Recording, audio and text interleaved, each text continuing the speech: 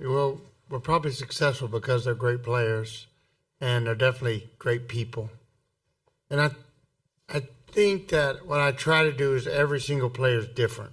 I know, like, I have to read the player, and I have to decide what the player needs from me, and then try to be that person. Like, I think, each one's a little different. I felt like Mia Williams at the beginning of the year I needed to develop a trust. I think she had trouble trusting men, and so I had to treat her in a different way than I could a Jackie Liss, who's been raised by a tough male coaching figure with her father and her, the influence of her grandfather. In my imagination, this is my imagination. This isn't fact. It's how I perceive it.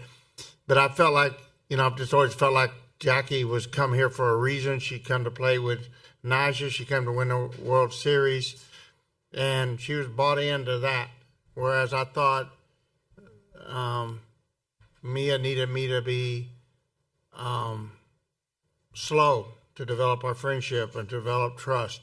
So each player is different. I can treat Lauren. Lauren's been with me 4 years, and so I can give Lauren a hit and run for the second time all year last night in the biggest moment, knowing that 4 years ago when she's a freshman, we hit and run literally like 10 out of her first 12 college at-bats because I wanted to quit thinking, just swing. And last night I give her a hit and run. I knew she wouldn't miss it. She's brilliant. And then I think it's different. Jazzy needs something different from me than Mia. Needs something different from me than Jackie. Taylor Panel's different. She needs something different. So I think that reading, especially in that transfer window when you only have a narrow amount of time, you have to really read the book and try to give them what they need. And sometimes I fail. I don't always do it very well. There's moments when I know I'm inadequate. But reading each one individually, learning to accept them and love them as they are, and hold them to a high standard, but then at the same time, like, I know they can't be perfect. I want to hold them to a high standard, but they can't be perfect.